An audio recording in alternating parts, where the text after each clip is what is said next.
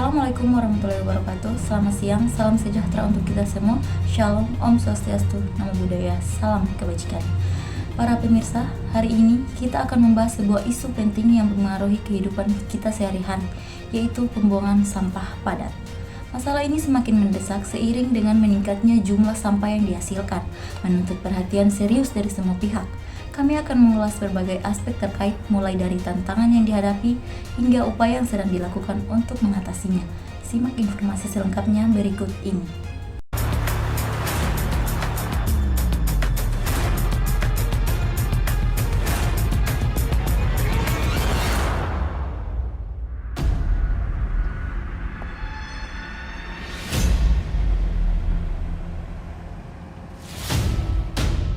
Penumpukan sampahnya dari sisi pengelolaannya masih sekedar numpuk aja. Jadi idealnya sih ada kayak tempat kayak kremasi sampah gitu. Pemerintah sudah menyiapkan skema, sudah menyiapkan perpres, sudah menyiapkan status PSN, namun tidak ada yang memanfaatkan. Mau membuat ingenerator aja, urusan yang namanya tipping fee, sampai sekarang itu di Solo belum, sudah saya mulai awal dulu.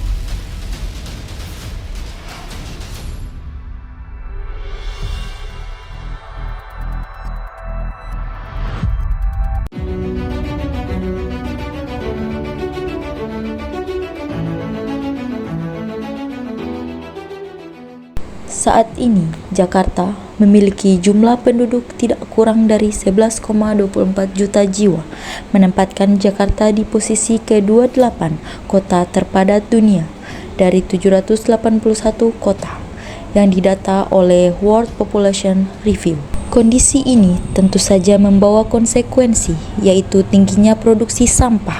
Di tahun 2022, Jakarta memproduksi sampah hingga 7.500 ton per hari berasal dari beragam sektor, mulai dari konsumsi, kemasan produk, industri, hingga rumah tangga. Sampah di Jakarta hingga kini masih terus menyisakan persoalan.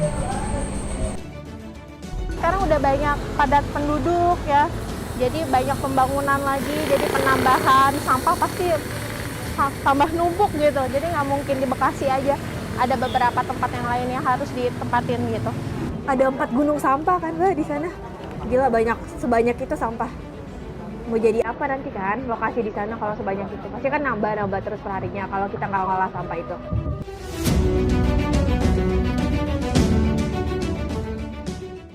Tempat pengelolaan sampah terpadu atau TPST Bantar Gebang adalah jantung dari pengelolaan sampah Jakarta.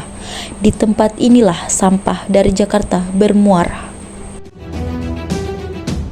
Bantar Gebang menjadi tempat berakhirnya sampah-sampah dari metropolitan Jakarta. Kian hari, volume sampah di tempat pembuangan air Bantar Gebang terus bertambah, melahirkan gunung sampah yang sewaktu-waktu terancam erupsi.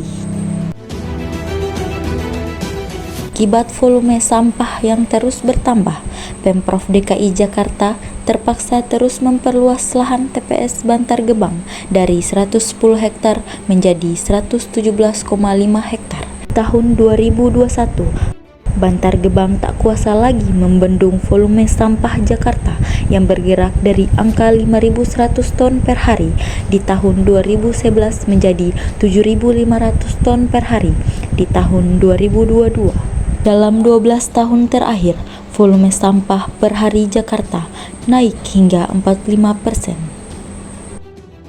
Dari sisi pengelolaannya masih sekedar numpuk aja. Jadi belum ada yang namanya pembakaran sampai benar-benar jadi abu abis gitu, belum ada. Jadi hanya tempat pengumpul aja. Idealnya sih ada kayak tempat kayak kremasi sampah gitu.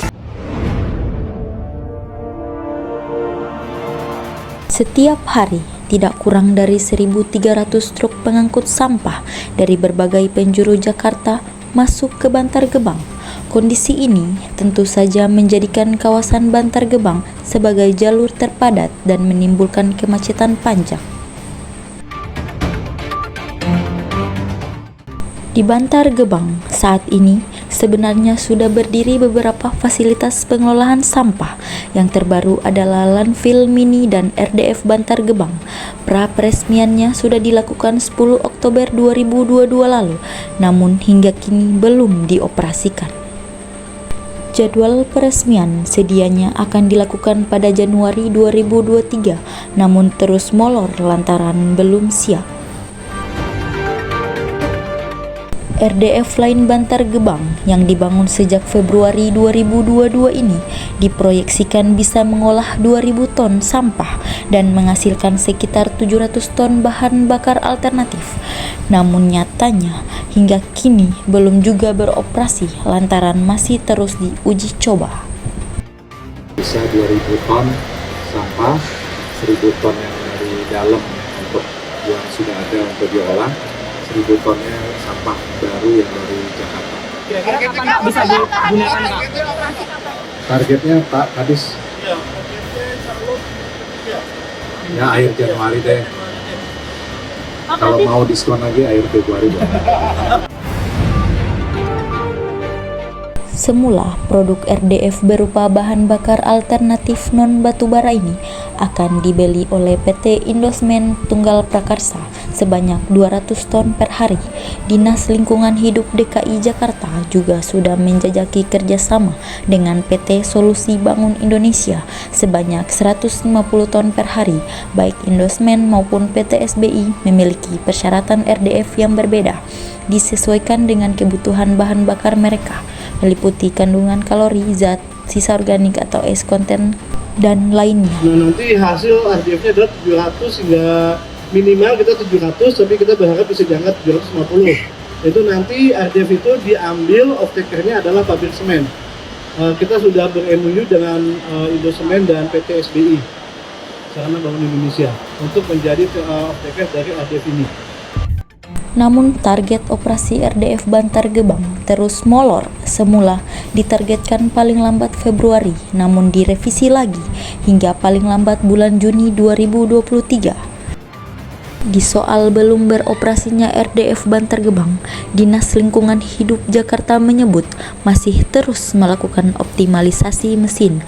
Namun informasi yang realitas terima disebut-sebut produk RDF Bantar Gebang tidak sesuai dengan spek kebutuhan pembelinya. Sampai dengan saat ini, pihak dari penyedia jasa kami, kontraktor yang membangun fasilitas pengolahan tersebut masih melakukan improvement atau peningkatan pelayanan dari peralatan yang ada di RDF LM Bantar Gebang untuk mencapai standar kriteria desain yang diharapkan terutama oleh off-taker nantinya sebagai pemanfaat dari produk tersebut. Selain itu ada kendala? Tidak ada kendala sama sekali, karena kalau secara prinsip off-taker juga sudah bekerja sama dengan pemerintah Provinsi DKI Jakarta siap menerima dari produk RDF yang dihasilkan. Pengoperasian RDF Plan Bantar Gebang ini tidak bisa menuntaskan persoalan sampah Jakarta, sebab dari volume 7.500 hingga 8.000 ton per hari hanya diserap 1.000 ton dari sampah baru dan 1.000 ton dari gunung sampah. Lantas mau dikemanakan sisa 7.000 ton sampah yang akan masuk setiap harinya bila sampah yang diolah tidak sebanding dengan sampah yang masuk per hari? Bukannya tidak mungkin gunung sampah Bantar Gebang yang kini volumenya sudah mencapai 49 juta ton terancam meledak.